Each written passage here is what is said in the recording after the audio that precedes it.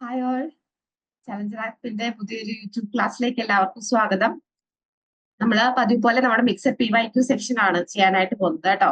എങ്ങനെയുണ്ട് നിങ്ങളുടെ റെസ്പോൺസ് ഒക്കെ അറിയാനായിട്ട് ഞങ്ങള് ക്യൂരിയസ് ആണ്. നിങ്ങളുടെ റെസ്പോൺസ് പറയുക.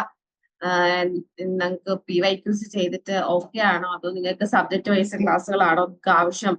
ഈ കാര്യങ്ങളൊക്കെ ജസ്റ്റ് ഒന്ന് ഞങ്ങളെ അറിയിക്കുക കേട്ടോ.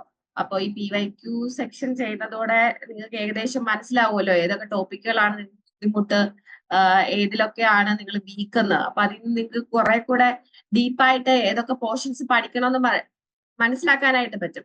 അതല്ല, ഏതെങ്കിലും സെക്ഷൻസ് നിങ്ങൾക്ക് ബുദ്ധിമുട്ടാണെങ്കിൽ ദയവ് ചെയ്ത് അത് നമ്മളെ കമന്റ് സെക്ഷൻ വഴി ഒന്ന് അറിയിക്കാനായിട്ട് ശ്രമിക്കാം കേട്ടോ. അപ്പൊ നമ്മൾ ആ ടോപ്പിക്കിന്റെ ക്ലാസ്സുകൾ കൂടി തരാനായിട്ട് ശ്രമിക്കാം.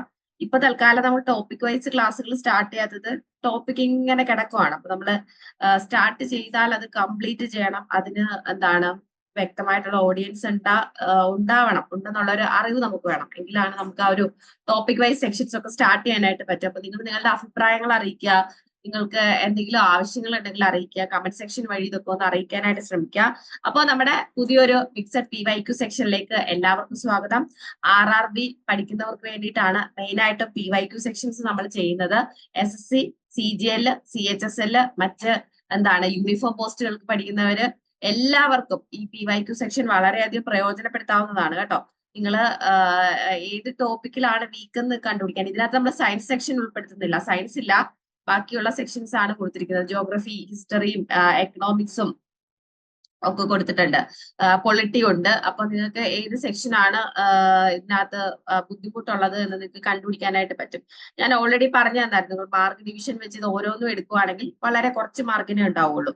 അപ്പൊ അതുകൊണ്ട് നിങ്ങൾക്ക് ഭയങ്കര വാസ്റ്റ് ആയിട്ട് പഠിക്കണോ അതോ കുറച്ച് പഠിച്ചാൽ മതി, ആകെ കൺഫ്യൂസ്ഡ് ആയിരിക്കും ഈ ഒരു പോർഷനിൽ. അരിത്തമാറ്റിക്സ് ആ ഒരു പോർഷൻ വലിയ പ്രശ്നം വരില്ല, ഇവിടേക്ക് വരുമ്പോഴായിരിക്കും പ്രശ്നം. അതുപോലെ സയൻസ് ആണെങ്കിലും RRBക്ക് പഠിക്കുന്നവർ സയൻസ് വളരെ വൃത്തിയായിട്ട് പഠിക്കണം കേട്ടോ. സയൻസിന്റെ പോർഷൻ വിട്ട് കളയരുത്. ഇത് കറണ്ട് അഫയേഴ്സ് ഡെയിലി എഴുതി പോവുക, ഇങ്ങനത്തെ കാര്യങ്ങളൊക്കെ ചെയ്തു പോയാലേ നിങ്ങൾക്ക് ആ എക്സാം ക്രാക്ക് ചെയ്യാനായിട്ട് പറ്റുള്ളൂ. എല്ലാവർക്കും നല്ല മാർക്കാണ്. മാർക്ക് വെച്ച് നോക്കുവാണെങ്കിൽ എല്ലാവർക്കും നല്ല മാർക്കാണ് കിട്ടുന്നത്. അതുകൊണ്ട് നമ്മൾ ഒരിക്കലും പിന്നോട്ട് പോകാനായിട്ട് പാടില്ല. അപ്പോൾ എല്ലാവർക്കും നല്ല രീതിയിൽ ഈ വർഷം തന്നെ ഒരു പരീക്ഷ എഴുതി ഏതെങ്കിലും ഒരു പോസ്റ്റിൽ എത്താൻ സാധിക്കട്ടെ എന്ന് പ്രാർത്ഥിച്ചുകൊണ്ട് നമുക്ക് ഫസ്റ്റ് ക്വസ്റ്റ്യനിലേക്ക് പോയാലോ.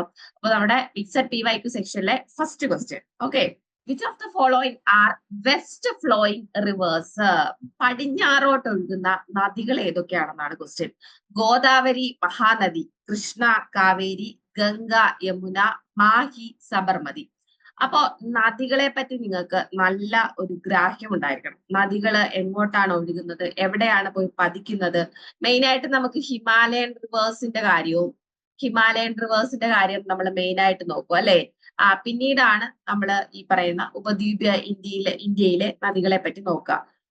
സിന്ധു, ഗംഗ, അതുപോലെ നമ്മുടെ ബ്രഹ്മപുത്ര നദിയെ പറ്റി വൃത്തിയായിട്ട് പഠിച്ചു വെക്കണം.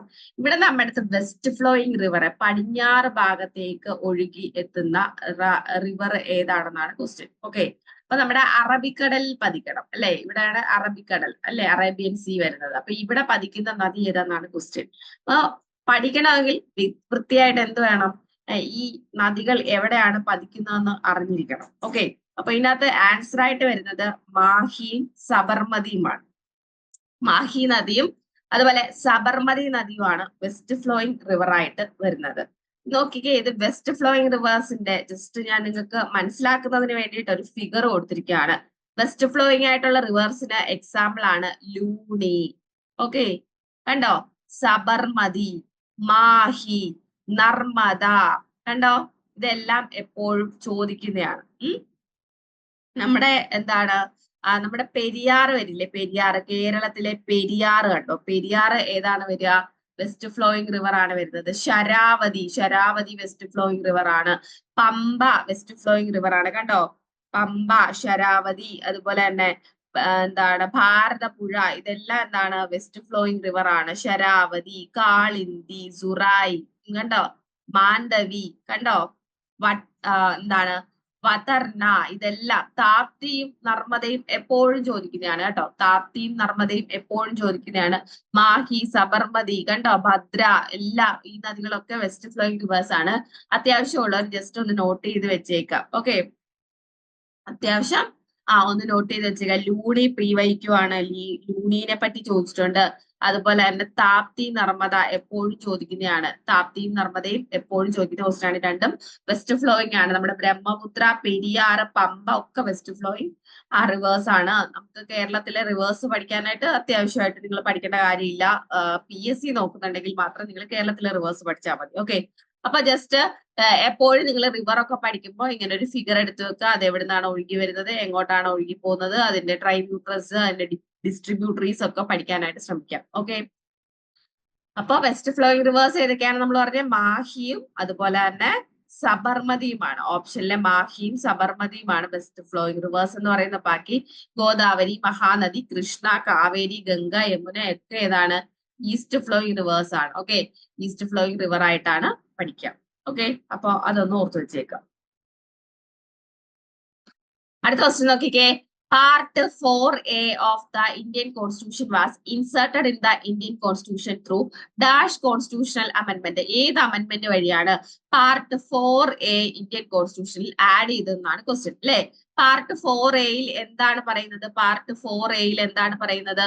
ഫണ്ടമെന്റൽ ഡ്യൂട്ടീസ് ആണ്. ഫണ്ടമെന്റൽ ഡ്യൂട്ടീസിനെ പറ്റിയാണ് പറയുന്നത് അല്ലെ. Fundamental duties article 51A fundamental ഡ്യൂട്ടീസിനെ പറ്റി പറയുന്നത്. ഫണ്ടമെന്റൽ ഡ്യൂട്ടീസ് നമ്മൾ ആഡ് ചെയ്തത് 42nd അമെന്റ്മെന്റ് ആക്ട് വഴിയാണ്. 42nd അമെന്റ്മെന്റ് ആക്ട് വഴിയാണ് നമ്മൾ ഫണ്ടമെന്റൽ ഡ്യൂട്ടീസ് ഇന്ത്യൻ കോൺസ്റ്റിറ്റ്യൂഷനിലേക്ക് ആഡ് ചെയ്യുന്നത്. 1976 ഇന്ദിരാഗാന്ധി ഗവൺമെന്റിന്റെ സമയത്താണ്. 1977 ജനുവരി 1 മുതലാണ് ഇത് നിലവിൽ വരുന്നത്. നിലവിൽ വരുന്നത് എന്നാണ് ചോദിച്ചാൽ അല്ലെ, കെയിം ടു എക്സിസ്റ്റ് എന്നൊക്കെ ചോദിക്കുവാണെങ്കിൽ 1977 ജനുവരി 1 മുതലാണ് ഫണ്ടമെന്റൽ ഡ്യൂട്ടീസ് നിലവിൽ വരുന്നത്.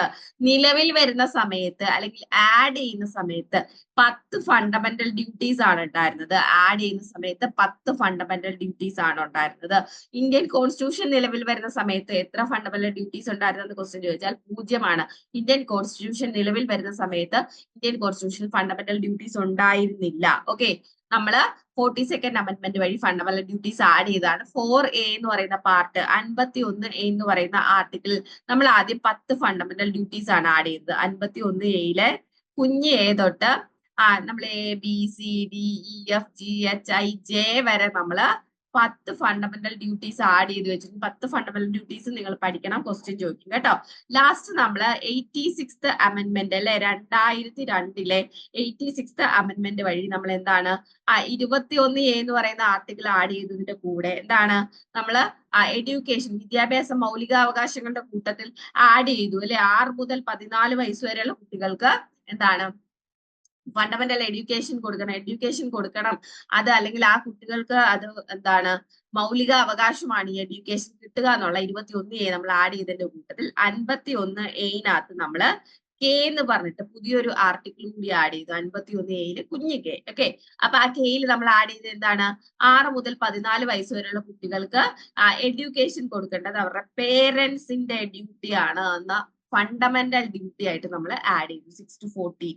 ഓക്കെ, ഫണ്ടമെന്റൽ ഡ്യൂട്ടി ആയിട്ട് ആഡ് ചെയ്ത് കൊടുത്തു. അപ്പൊ അതാണ് പാർട്ട് 4Aയുടെ കഥ. പാർട്ട് 4A നമ്മൾ 42nd അമെന്റ്മെന്റ് വഴിയാണ് ആഡ് ചെയ്യുന്നത്. 4A വഴി ആഡ് ചെയ്ത ആർട്ടിക്കിൾ ആണ് 51A. 51Aയിൽ നമ്മൾ 10 ഫണ്ടമെന്റൽ ഡ്യൂട്ടീസ് ആണ് ആഡ് ചെയ്ത സമയത്തുണ്ടായിരുന്നത്.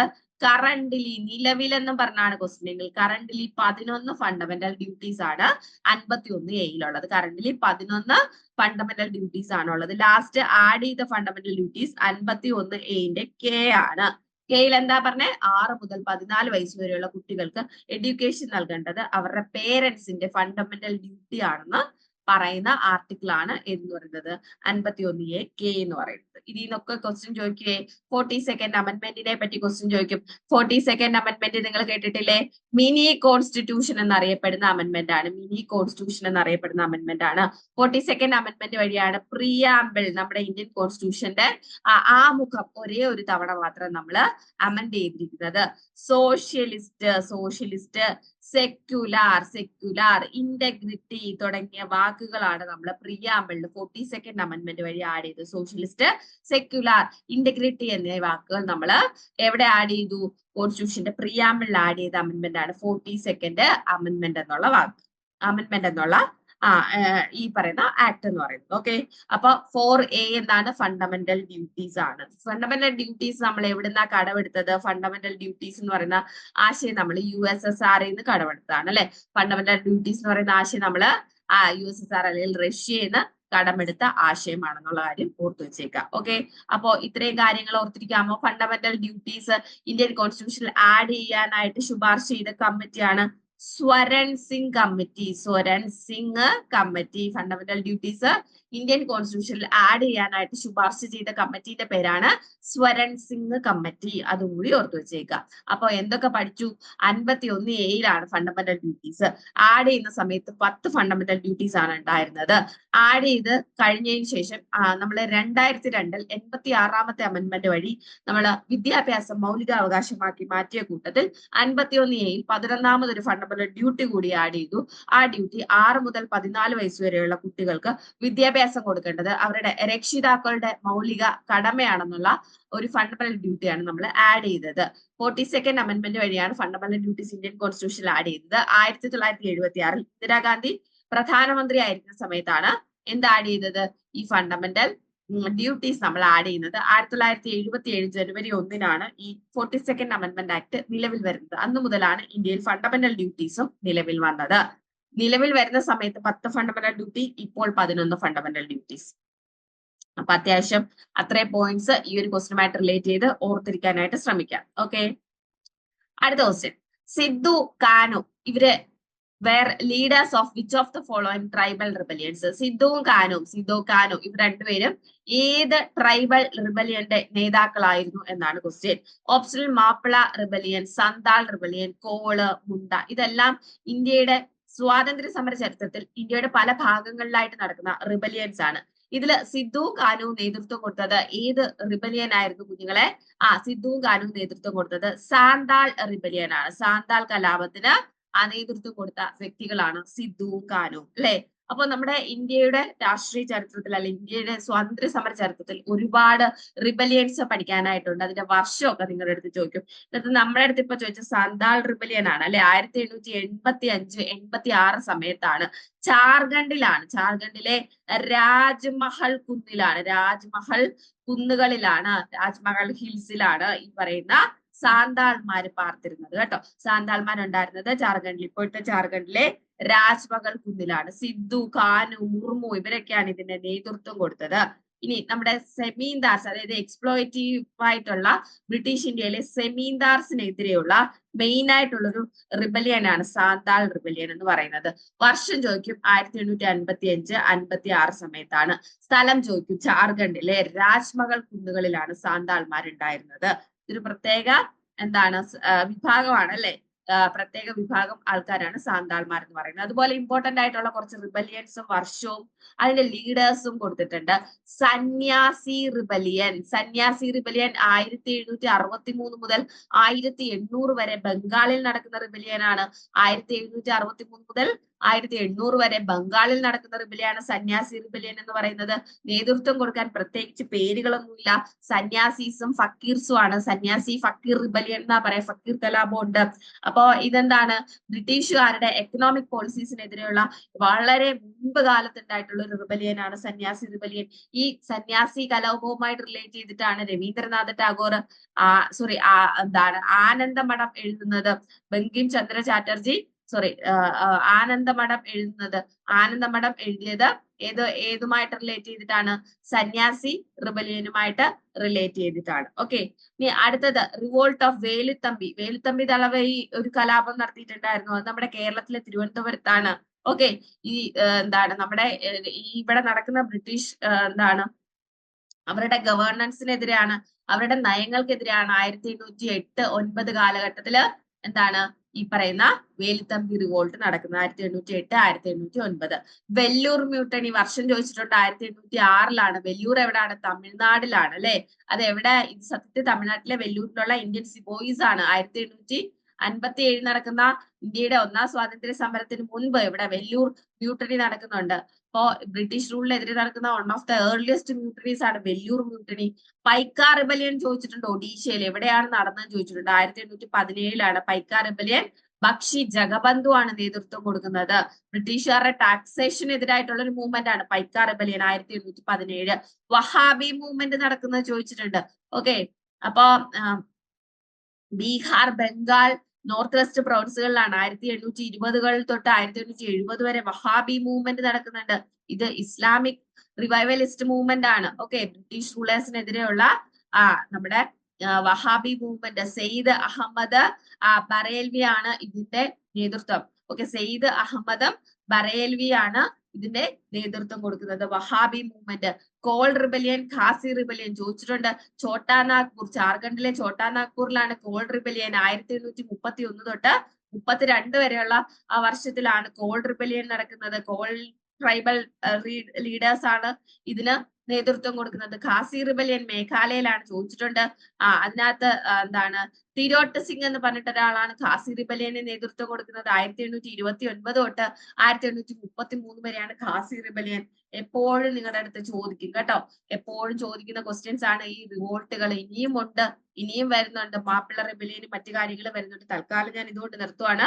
സന്യാസി റിബലിയൻ ബംഗാളിലാണ്. റിവോൾട്ട് ഓഫ് വേലുത്തമ്പി ട്രാവൻകൂറിലാണ്. വെല്ലൂർ മ്യൂട്ടണി തമിഴ്നാട്ടിലാണ്. പൈക്ക റിബലിയൻ ഒഡീഷയാണ്. Wahabi movement Bihar, Bengal, north west പ്രൊവിൻസിലാണ്. കോൾ റിബലിയൻ എവിടെയാണെന്ന് BYQ ആണ്. ഛോട്ടാ നാഗ്പൂർ ആണ് കേട്ടോ. ഛോട്ടാ നാഗ്പൂർ റീജിയനിലാണ് കോൾ റിബലിയൻ. ഖാസി റിബലിയൻ മേഘാലയയിലാണ്. സാന്താൾ റിബലിയൻ ജാർഖണ്ഡ്, ബംഗാൾ ഈ റീജിയനിലാണ് സാന്താൾ റിബലിയൻ നടക്കുന്നത്. ഒക്കെ ചോദിച്ചിട്ടുണ്ട് കേട്ടോ, ഒരുപാട് പ്രാവശ്യം ചോദിച്ചിട്ടുള്ള ക്വസ്റ്റ്യൻ ആണ് ഇതെല്ലാം. ഓക്കെ, അപ്പോ അതൊന്ന് ഓർത്തു വെച്ചേക്കാം. അപ്പോ ഇത്രയും റിബലിയൻസ് ഓർത്തു വെച്ചേക്കാമോ? സന്യാസി റിബലിയൻ, ആനന്ദമഠം, ബങ്കിം ചന്ദ്ര ചാറ്റർജിയുടെ ആനന്ദമഠം എന്ന് പറയുന്ന നോവല് സന്യാസി റിബലിയനുമായിട്ട് റിലേറ്റ് ചെയ്ത് എഴുതിയാണ്. അതിൽ നിന്നാണ് നമ്മൾ വന്ദേ മാതരം എടുത്തിരിക്കുന്നത്. അതൊക്കെ ഒന്ന് ഓർത്തു വെച്ചേക്കണം കേട്ടോ. ഓക്കെ, അപ്പൊ സന്യാസി റിബലിയനെ പറ്റി ഓർത്തു വെച്ചേക്കാം. ബങ്കിം ചന്ദ്ര ചാറ്റർജിയുടെ നമ്മുടെ ആനന്ദമഠം എന്ന നോവല് സന്യാസി റിബലിയനുമായിട്ട് റിലേറ്റ് ചെയ്ത് ഉണ്ടായതാണെന്ന് ഓർത്തു വെച്ചേക്കാം. ഓക്കെ, അപ്പോ ഇത്രയും കാര്യങ്ങൾ ഒന്ന് ഓർത്തു വെച്ചേക്കാമോ? നമുക്ക് അടുത്ത ക്വസ്റ്റ്യനിലേക്ക് പോയാലോ? outermost part of the earth is known as volcano, crust, core, mantle. അപ്പോ എർത്തിന്റെ ഔട്ടർമോസ്റ്റ് പാർട്ട് എന്താണ്, അതിന്റെ പേരെന്നാണ് ചോദിച്ചിരിക്കുന്നത്. Volcano, crust, core, mantle. അപ്പോ എർത്തിന്റെ ഏറ്റവും ഔട്ടർമോസ്റ്റ് പാർട്ടിനെ പറയുന്ന പേരെന്താണ്? ക്രസ്റ്റ് എന്നാണ് അല്ലെ. ക്രസ്റ്റ് എന്നാണ്. Outermost part of the earth is known as crest. ഇതാണ് സ്ട്രക്ചർ ഓഫ് ദി എർത്ത് എന്ന് പറയുന്നത് കുഞ്ഞുങ്ങളെ. ഏറ്റവും പുറത്ത് എന്താണ്? ക്രസ്റ്റ് ആണ്. നടുക്ക് എന്താണ്? മാൻഡിലാണ്. ഓക്കെ, ഔട്ടർ കോർ എന്താണ്? ഔട്ടർ കോറും ഇന്നർ കോറും. ഏറ്റവും നടുക്ക് വരുന്നത് കോർ എന്ന് പറയുന്ന പോർഷൻ ആണ്. അതിന് നമ്മള് ക്രസ്റ്റും മാൻഡിലും കോറും എല്ലാം നമ്മൾ രണ്ടായിട്ടൊക്കെ തിരിച്ചിട്ടുണ്ട്. അപ്പൊ ക്രസ്റ്റ്, മാൻഡിൽ, കോർ ഇത് മൂന്നെണ്ണമാണ് ഏറ്റവും ഇമ്പോർട്ടന്റ് ആയിട്ട് structure of the earth, interior of the earth പഠിക്കുമ്പോൾ നമ്മൾ പഠിക്കുന്നത്. നമ്മള് ഏതെങ്കിലും ഒരു എന്താണ് ഇപ്പോ ഈ മാങ്ങയൊക്കെ പറയുന്ന കണക്ക് മാങ്ങയുടെ പുറം തൊലി പോലത്തെ പോർഷൻ ആണ് ഈ ക്രസ്റ്റ് എന്ന് പറയുന്നത്. ഓക്കെ, അപ്പോ ഈ ക്രസ്റ്റിലാണ് ഈ പറയുന്ന നമ്മളിപ്പോ കാണുന്ന രീതിയിൽ നമുക്ക് കാണാൻ കഴിയുന്നത് ക്രസ്റ്റ് ആണ്. പിന്നെ ഉള്ളിലേക്ക് പോകുന്തോറും മാൻഡില് ഏറ്റവും ഇന്നർ പോർഷൻ ആണ് കോർ എന്ന് പറയുന്നത്. ഏറ്റവും ചെറിയ, അതായത് എന്താ, വീതിയിൽ ഏറ്റവും കുറവ് പോർഷൻ എന്ന് പറയുന്നത് ക്രസ്റ്റ് ആണ്. ഏറ്റവും കൂടുതൽ മാസ് അടങ്ങിയിരിക്കുന്നത് മാൻഡിലാണ് കേട്ടോ. ഏറ്റവും കൂടുതൽ മാസ് അടങ്ങിയിരിക്കുന്നത് മാൻഡിൽ പോർഷനിലാണ്. പിന്നീട് കോറും എന്താണ് വളരെ ഇമ്പോർട്ടന്റ് ആണ്. കോറ് ക്രസ്റ്റിനേക്കാൾ കുറച്ചും കൂടി ഉണ്ട്. ഓക്കെ, അപ്പൊ ക്രസ്റ്റ്, മാൻഡില്, കോറ് എന്ന് പറഞ്ഞ് നമ്മള് മൂന്നായിട്ട് തിരിച്ചിരിക്കുകയാണ്. സ്ട്രക്ചർ ഓഫ് ദി എർത്ത് എങ്ങനെയാ തിരിച്ചേക്കുന്നത്? ക്രസ്റ്റ്, മാൻഡില്, കോർ എന്ന് പറഞ്ഞ് നമ്മൾ തിരിച്ചിട്ടുണ്ട്. ക്രസ്റ്റിനും മാൻഡിലിനും ഒക്കെ എന്താണ് നമ്മൾ വീണ്ടും തിരിച്ചിട്ടുണ്ട്. ക്രസ്റ്റ് നമ്മൾ സിയാലെന്നും സിമയെന്നും നമ്മൾ തിരിച്ചിട്ടുണ്ട് അല്ലെ. കോണ്ടിനെന്റൽ ക്രസ്റ്റ് എന്നും കോണ്ടിനെന്റൽ ക്രസ്റ്റ് എന്നും ഓഷ്യാനിക് ക്രസ്റ്റ് എന്നും നമ്മൾ രണ്ടായിട്ട് തിരിച്ചിട്ടുണ്ട് ക്രസ്റ്റിനെ. കോണ്ടിനെന്റൽ ക്രസ്റ്റ് എന്നും ഓഷ്യാനിക് ക്രസ്റ്റ് എന്നും. ഓക്കെ, അതിനകത്ത് കോണ്ടിനെന്റൽ ക്രസ്റ്റിനെയാണ് നമ്മൾ സിയാൽ എന്ന് പറയുന്നത്. സിലിക്കണും അലൂമിനിയവും കൊണ്ട് രൂപീകൃതമായിട്ടുള്ളതാണ് ഏത്? Continental crest. അടുത്ത സിമ എന്ന് പറയുന്നത് ഓഷ്യാനിക് ക്രസ്റ്റിനെയാണ്.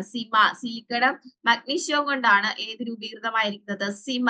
അപ്പൊ കോണ്ടിനെന്റൽ ക്രസ്റ്റ്, ഓഷ്യാനിക് ക്രസ്റ്റ്. മാൻഡിലെ നമ്മൾ തിരിച്ചിട്ടുണ്ട് എങ്ങനെയാണ്? അപ്പർ മാൻഡിൽ, ലോവർ മാൻഡിൽ എന്നിങ്ങനെ തിരിച്ചിട്ടുണ്ട്. അപ്പർ മാൻഡിൽ, ലോവർ മാൻഡിൽ എന്ന് തിരിച്ചിട്ടുണ്ട്. കോറിനെ എങ്ങനെയാ ഔട്ടർ കോർ, ഇന്നർ കോർ എന്നും പറഞ്ഞ് തിരിച്ചിട്ടുണ്ട്. അപ്പൊ ഈ ഇന്നർ കോർ ഇരിക്കുന്നത്, ഇന്നർ കോർ എന്ന് പറയുന്നത് സോളിഡ് സ്റ്റേറ്റിലാണെന്നുള്ള കാര്യം ഓർത്ത് വെച്ചേക്കുക. ഇന്നർ കോർ എങ്ങനെയാ സോളിഡ് സ്റ്റേറ്റിലാണെന്നുള്ള കാര്യം ഓർത്ത് വെച്ചേക്കുക. ഇനി ഈ മാൻഡിലിന്റെ പോർഷനിൽ, മാൻഡിലിനകത്ത് ക്രസ്റ്റിന്റെ ഏറ്റവും താഴ്ഭാഗത്തായിട്ട് മാൻഡിലിന്റെ അപ്പർ പോർഷനുമായിട്ട് ചേർന്ന് വരുന്ന ഒരു സ്ഥലമുണ്ട്. ഇത് നമ്മളെ മോൾട്ടൻ സ്റ്റേറ്റിലാണ്. മോൾട്ടൻ സ്റ്റേറ്റിലാണ് ഏതിരിക്കുന്നത്, ഈ മാൻഡിലിന്റെ അപ്പർ പോർഷനിലെ ചെറിയൊരു ഭാഗം ഇരിക്കുന്നത് മോൾട്ടൻ സ്റ്റേറ്റിലാണ്. ഈ ഭാഗത്തെ നമ്മൾ അസ്തെനോസ്ഫിയർ എന്നാ വിളിക്കുന്നത്. അസ്തെനോസ്ഫിയർ എന്നാ വിളിക്കുന്നത്. ഈ അസ്തെനോസ്ഫിയർ ആണ് സോഴ്സ് ഓഫ് ലാവ. നമ്മുടെ വോൾക്കാനിക് ഇറപ്ഷനിൽ പുറത്തേക്ക് വരുന്ന ലാവേന്റെ അല്ലെങ്കിൽ മാഗ്മയുടെ സോഴ്സ് ഏതാന്ന് ചോദിച്ചാൽ അസ്തെനോസ്ഫിയർ ആണ്. അസ്തെനോസ്ഫിയർ എവിടെയാ കാണപ്പെടുന്നതെന്ന് ചോദിച്ചാൽ അപ്പർ മാൻഡിലാണ് കേട്ടോ. അപ്പർ മാൻഡിലാണ് അസ്തെനോസ്ഫിയർ കാണപ്പെടുന്നത്. ഇനി ഇന്നർ കോർ സോളിഡ് സ്റ്റേറ്റിലാണെന്നുള്ള കാര്യം ഓർത്തു വെച്ചേക്കാം. ഓക്കെ, ഔട്ടർ കോറും എന്താണ് ഉരുകിയ ദ്രവാവസ്ഥയിലാണ് ഔട്ടർ കോറും കാണപ്പെടുന്നത്. അപ്പൊ ക്രസ്റ്റ് ഓർത്ത് വെച്ചേക്ക. ക്രസ്റ്റ് കഴിഞ്ഞിട്ട് താഴെ മാൻഡിലിന്റെ അപ്പർമോസ്റ്റ് പൊസിഷനിലായിട്ട് വരുന്ന ഒരു പോർഷൻ ആണ് അസ്തെനോസ്ഫിയർ. അപ്പൊ ക്രസ്റ്റ് നമ്മൾ രണ്ടായിട്ട് തിരിച്ചു, കോണ്ടിനെന്റൽ ക്രസ്റ്റും ഓഷ്യാനിക് ക്രസ്റ്റും. സിയാൽ എന്നും സിമെ എന്നും രണ്ട് പേരൊക്കെ കൊടുത്തു. അതിന്റെ റീസൺ ഒക്കെ പറഞ്ഞു. അപ്പർ, ലോവർ എന്നിങ്ങനെ മാൻഡിലിനെ തിരിച്ചു. ഔട്ടർ കോർ, ഇന്നർ കോർ എന്ന് നമ്മള് കോറിനെയും തിരിച്ചു. അപ്പൊ ആ പോർഷൻ ജസ്റ്റ് വെറുതെ ഒന്ന് പറഞ്ഞതിന് ഓരോ പോർഷനെ പറ്റി നന്നായിട്ട് പഠിക്കാനായിട്ടുണ്ട്. തൽക്കാലം ഇത്രയും കൊണ്ടൊന്ന് ഓർത്തിരിക്കാം. Okay, structure of the earth. അപ്പൊ നമ്മുടെ ക്വസ്റ്റ്യൻ എന്തായിരുന്നു, outermost part of the earth is known as crust. അതൊന്ന് ഓർത്ത് വെച്ചേക്കാം. ഓക്കെ, അടുത്ത നോക്കിയേ, upper house of a state legislature is known as the dash. Upper house of house ഒരു state legislature എല്ലായിടത്തും ഒന്നും ഇല്ല കേട്ടോ. അപ്പർ ഹൗസ്, ലോവർ ഹൗസും ഉള്ള വളരെ കുറച്ച് സംസ്ഥാനങ്ങൾ മാത്രമേ ഉള്ളൂ. അപ്പൊ അത് നിങ്ങൾ ക്ലാസ് കഴിഞ്ഞതിന് ശേഷം നിങ്ങൾ ഏതൊക്കെ സംസ്ഥാനങ്ങളിലാണ് നിലവിൽ ഈ പറയുന്ന രണ്ട് സഭകൾ ഉള്ളതെന്ന് നോട്ട് ചെയ്ത് വെച്ച് പഠിക്കുക. ഇപ്പൊ ഞാൻ ക്ലാസ്സിൽ പറയില്ല, ഞാൻ ഈ ഹൗസിനെ പറ്റിയാണ് പറയുന്നത്. ഓക്കെ, ഇതിന്റെ ആൻസർ എന്താണ്? വിധാൻ പരിഷത്താണോ, രാജ്യസഭയാണോ, ലോക്സഭയാണോ, വിധാൻ സഭയാണോ? അപ്പൊ നമ്മൾ രാജ്യസഭയല്ല ലോക്സഭയല്ലെന്ന് അറിയാം അല്ലെ. ഇതെന്താണ്? പാർലമെന്റിന്റെ ആണ്, യൂണിയൻ ഗവൺമെന്റുമായിട്ട് റിലേറ്റ് ചെയ്താണ് രാജ്യസഭ. ഇത് നമുക്ക് സ്റ്റേറ്റ് ലെജിസ്ലേഷന്റെ പോർഷൻ ആണ് ചോദിച്ചിരിക്കുന്നത്. വിധാൻ സഭയാണോ, വിധാൻ പരിഷത്താണോ? അപ്പർ ഹൗസ് എന്ന് പറയുന്നത് വിധാൻ പരിഷത്താണ് കേട്ടോ. അപ്പർ ഹൗസ് എന്ന് പറയുന്നത് എന്താണ്? വിധാൻ പരിഷത്താണ്. അപ്പൊ സ്റ്റേറ്റ് ലെജിസ്ലേഷന് രണ്ട് ഹൗസസ് ഉണ്ട്. എല്ലായിടത്തും ഉണ്ടാവണമെന്നില്ല, ചിലയിടത്താണ് ഇപ്പൊ ഉള്ളത്. അപ്പൊ ലോവർ ഹൗസ് ആണ് സ്റ്റേറ്റ് ലെജിസ്ലേറ്റീവ് അസംബ്ലി എന്ന് പറയുന്നത്, അല്ലെ വിധാൻ സഭ എന്ന് പറയുന്ന പോർഷൻ ലോവർ ഹൗസ് ആണ്. അപ്പർ ഹൗസ് ആണ് സ്റ്റേറ്റ് കൗൺസിൽ അല്ലെങ്കിൽ വിധാൻ പരിഷത്ത് എന്ന് പറയുന്നത്. അപ്പൊ അപ്പർ ഹൗസ് ഏതെന്നാണ് ക്വസ്റ്റ്യൻ. ആൻസർ വരുന്നത് ഏതാണ്? വിധാൻ പരിഷത്ത് എന്നാണ് ആൻസർ ആയിട്ട് വരുന്നത്. അപ്പൊ സ്റ്റേറ്റ് ലെജിസ്ലേഷനകത്ത് വരുന്നതാണ് അപ്പർ ഹൗസും ലോവർ ഹൗസും. അതിനകത്ത് അപ്പർ ഹൗസ് എന്ന് പറയുന്നത് വിധാൻ പരിഷത്താണ്, ലോവർ ഹൗസ് എന്ന് പറയുന്നത് വിധാൻ സഭയാണ്. സ്റ്റേറ്റ് ലെജിസ്ലേറ്റീവ് അസംബ്ലി വിധാൻ സഭയാണ്, സ്റ്റേറ്റ് ലെജിസ്ലേറ്റീവ് കൗൺസിൽ എന്ന് പറയുന്നത് വിധാൻ പരിഷത്താണെന്ന് ഓർത്തു വെച്ചേക്കാം. ഓക്കെ, അപ്പൊ ഈ വിധാൻ പരിഷത്തിനെ പറ്റി പറയുന്നത് 169 ആർട്ടിക്കിളിലാണ് കേട്ടോ. 169 ആർട്ടിക്കിളാണ്. ആർട്ടിക്കിൾ 169 വിധാൻ പരിഷത്തിനെ പറ്റി പറയുന്നത്. 171 ഈ പറയുന്ന വിധാൻ പരിഷത്തിന്റെ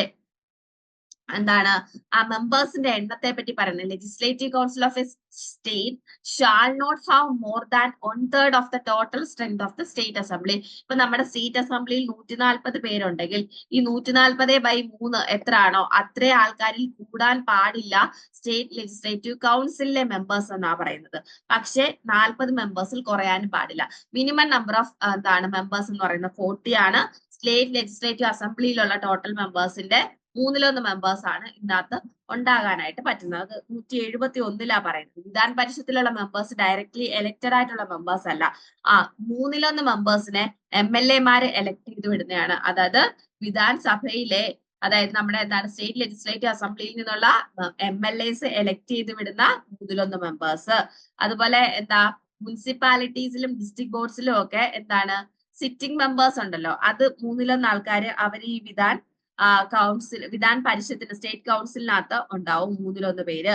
അതുപോലെ 12 teachers.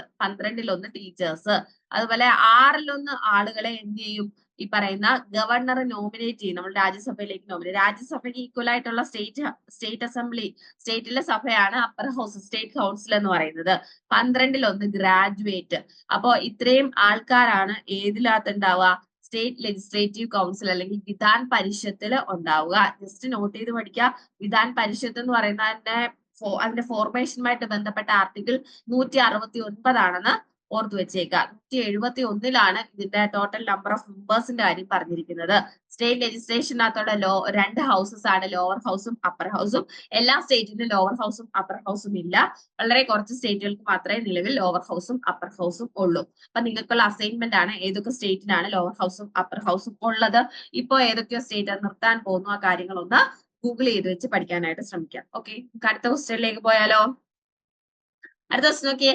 Harrod Domar model was the main idea behind dash 5-year plan. ഏത് 5-year പ്ലാനിലാണ് നമ്മൾ ഹരോഡ് ഡോമർ മോഡൽ എന്ന് പറയുന്ന ആ മോഡൽ, ഏത് 5-year പ്ലാനിനെയാണ് അങ്ങനെ വിളിക്കുന്നത്, അല്ലെങ്കിൽ ഹരോഡ് ഡോമർ മോഡലിനെ ബേസ് ചെയ്തുണ്ടാക്കിയ നമ്മുടെ 5-year പ്ലാൻ ഏതാണെന്ന് എല്ലാവർക്കും അറിയായിരിക്കും. അത് ഫസ്റ്റ് 5-year പ്ലാൻ ആണ്, ഹരോഡ് ഡോമർ മോഡൽ എന്ന് പറയുന്നത്. അപ്പോ ഈ ഹരോഡ് ഡോമർ മോഡൽ എന്ന് പറയുന്നത് നമ്മുടെ എക്കണോമിക് ഗ്രോത്തും ഇൻവെസ്റ്റ്മെന്റും തമ്മിലുള്ള റിലേഷൻഷിപ്പിനെ പറ്റി പറയുന്ന ഒരു തിയറിയാണ് ഹരോഡ് ഡോമർ മോഡൽ എന്ന് പറയുന്നത്. എന്താണ് ആ relationship between economic growth and investment, അങ്ങനെ പറയുന്നതാണ് ഹരോഡ് ഡോമർ മോഡൽ എന്ന് പറയുന്നത്. ഓക്കെ, അപ്പോ എക്കണോമിക് ഡെവലപ്മെന്റിന് വേണ്ടിയിട്ട് ക്യാപിറ്റൽ ഫോർമേഷൻ എത്ര ഇമ്പോർട്ടന്റ് ആണെന്ന് പറയുന്ന മോഡലാണ് ഹരോഡ് ഡോമർ മോഡൽ. അപ്പൊ എക്കണോമിക് ഡെവലപ്മെന്റിന് വേണ്ടിയിട്ട് ക്യാപിറ്റൽ ഫോർമേഷൻ, എക്കണോമിക് ഡെവലപ്മെന്റിന് വേണ്ടിയിട്ട് ക്യാപിറ്റൽ ഫോർമേഷന്റെ എന്താണ് ഇമ്പോർട്ടൻസിനെ പറ്റി പറയുന്ന,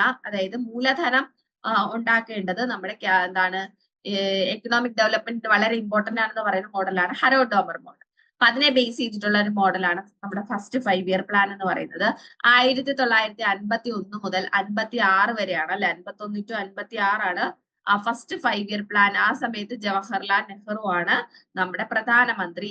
ഹരോഡ് ഡോമർ മോഡലിനെ ബേസ് ചെയ്തുണ്ടാക്കിയ ഒരു 5-year പ്ലാൻ ആയിരുന്നു. ഓക്കെ, അപ്പൊ നാഷണൽ ഇൻകം ഇൻക്രീസ് ചെയ്യുക, സെൽഫ് സഫിഷ്യൻസി ഉണ്ടാക്കുക, ഇതൊക്കെയായിരുന്നു നമ്മുടെ ലക്ഷ്യം എന്ന് പറയുന്നത്. ഓക്കെ, അപ്പൊ ജവഹർലാൽ നെഹ്റു ആണ് പാർലമെന്റിൽ ഇത് അവതരിപ്പിക്കുന്നത്. ഓക്കെ, അപ്പൊ ഇതിന്റെ ആമുഖം എഴുതി തയ്യാറാക്കിയ വ്യക്തിയാണ് KN രാജ് എന്ന് പറയും. KN രാജ് മലയാളിയായ KN രാജ് ആണ് ഫസ്റ്റ് 5-year പ്ലാന്റെ ആമുഖം എഴുതി തയ്യാറാക്കി. അപ്പൊ അദ്ദേഹം പറഞ്ഞതെന്ന് വെച്ചാൽ ഇന്ത്യയുടെ ഡെവലപ്മെന്റ് വളരെ ഫസ്റ്റ് ഒരു 20 years വളരെ സ്ലോ ആയിട്ട് വേണം നമ്മൾ ഡെവലപ്മെന്റ് ആയിട്ട് പോകേണ്ടത്, ഡെവലപ്ഡ് ആവേണ്ടത് സ്ലോലി ഡെവലപ്മെന്റ് ആണ് നമുക്ക് വേണ്ടതെന്നാണ് KN രാജിന്റെ അഭിപ്രായം. അപ്പോ അങ്ങനെയാണ് എന്താണ് ഇവര് ഏറ്റവും കൂടുതൽ ഇമ്പോർട്ടൻസ് കൊടുത്ത മേഖല അഗ്രികൾച്ചർ ആണ് കേട്ടോ. അഗ്രികൾച്ചർ, ഇറിഗേഷൻ ഒക്കെയാണ് ഫസ്റ്റ് 5-year പ്ലാനിൽ ഇമ്പോർട്ടൻസ് കൊടുത്ത മേഖല ചോദിക്കും. അഗ്രികൾച്ചറും ഇറിഗേഷനും ഒക്കെയാണ് കേട്ടോ.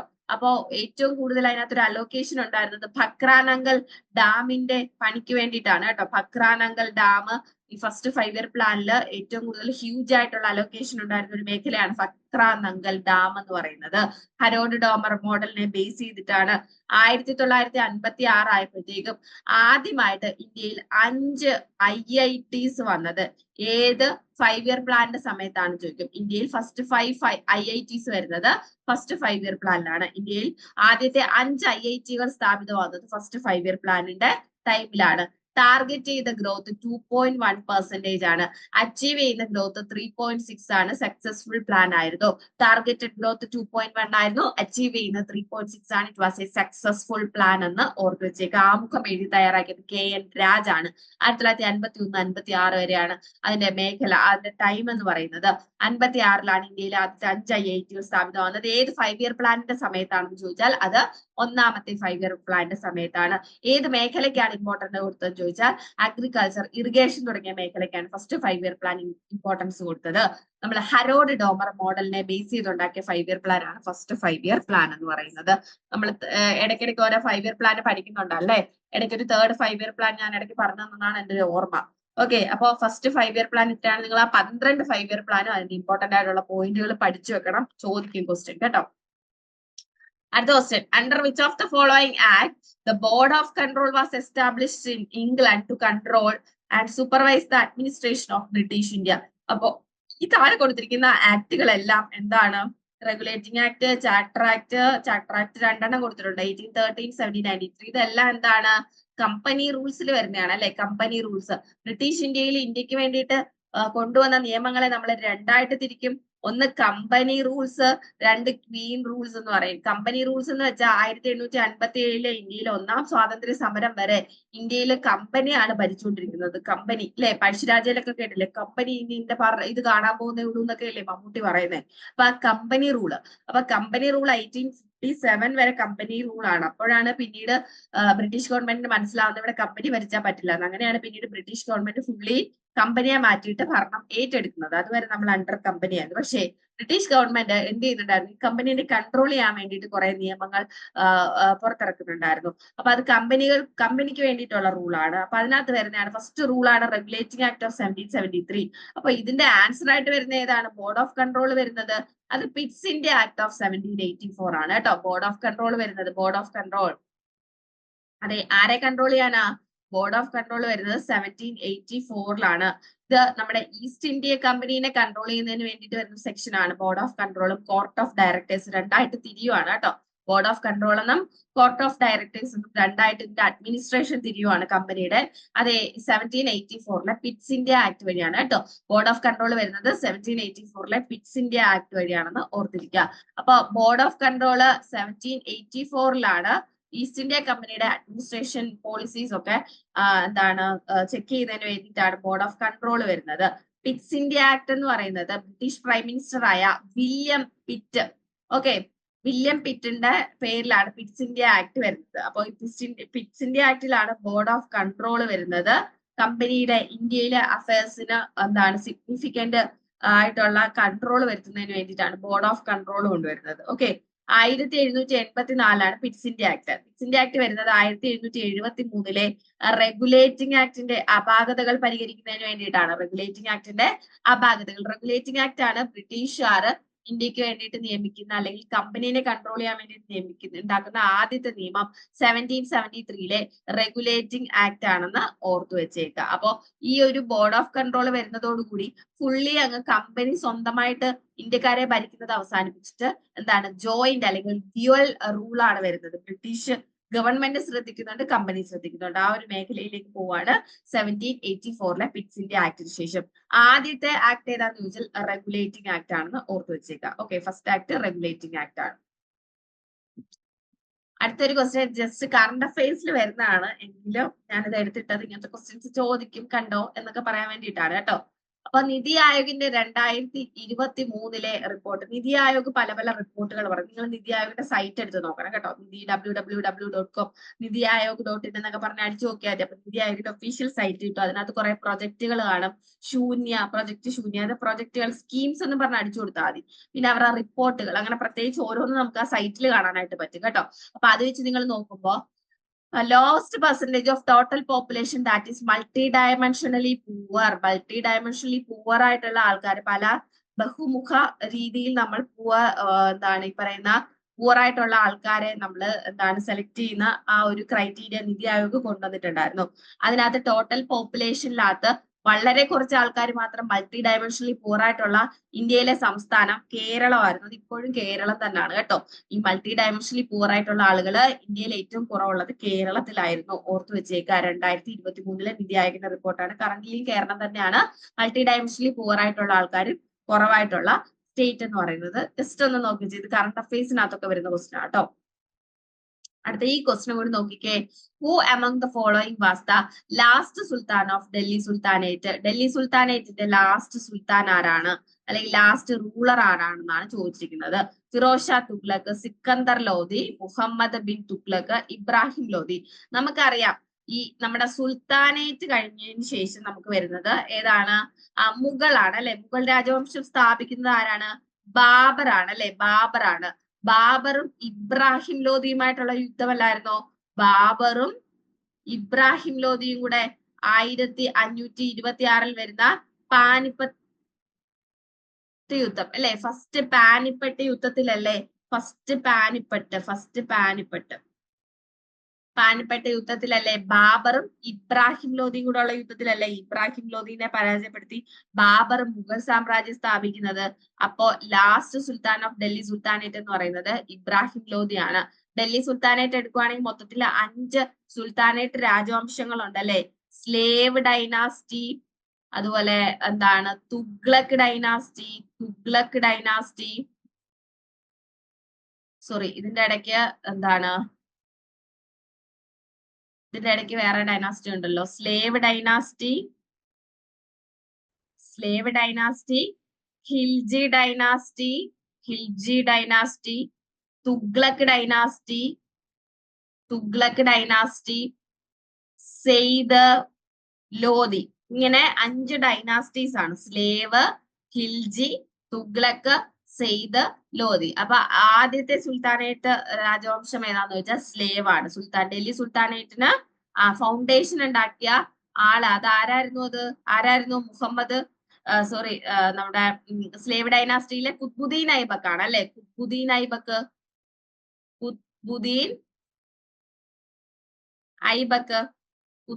ഐബക്ക് അല്ലെ slave dynasty founder of slave dynasty അല്ലെങ്കിൽ സുൽത്താനേറ്റ് പീരീഡിന്റെ ഫൗണ്ടർ എന്നൊക്കെ പറയുന്നത് കുത്ബുദ്ദീൻ ഐബക്ക് ആണ് അല്ലെ. ലാസ്റ്റ് വരുന്ന ഡൈനാസ്റ്റിയാണ് ലോധി ഡൈനാസ്റ്റി. അതിലെ ഏറ്റവും ലാസ്റ്റ് കിങ് ആണ് ഇബ്രാഹിം ലോധി എന്ന് പറയുന്നത്. ഇബ്രാഹിം ലോധിനെ തോൽപ്പിച്ചിട്ടാണ് ബാബർ മുഗൾ സാമ്രാജ്യം സ്ഥാപിക്കുന്നത്. മുഗൾ സാമ്രാജ്യം. ഓക്കെ, ഫസ്റ്റ് പാനിപ്പട്ട് യുദ്ധം വഴിയാണ് അല്ലെ. ഒന്നാം പാനിപ്പട്ട് യുദ്ധത്തിലൂടെയാണ്. രണ്ടാം പാനിപ്പട്ട് യുദ്ധം ഉണ്ട്, അത് അക്ബറും ഹെമുവും തമ്മിലാണ്. 1556 സെക്കൻഡ് പാനിപ്പട്ട് വാർ വരുന്നത്. ഓക്കെ, അപ്പൊ ബാബറും ഇബ്രാഹിം ലോധിയും തമ്മിലുള്ള ഫസ്റ്റ് പാനിപ്പട്ട് യുദ്ധത്തിൽ, പാനിപ്പട്ട് എവിടെയാണ്? ഹരിയാനയിലാണ്. ഹരിയാന.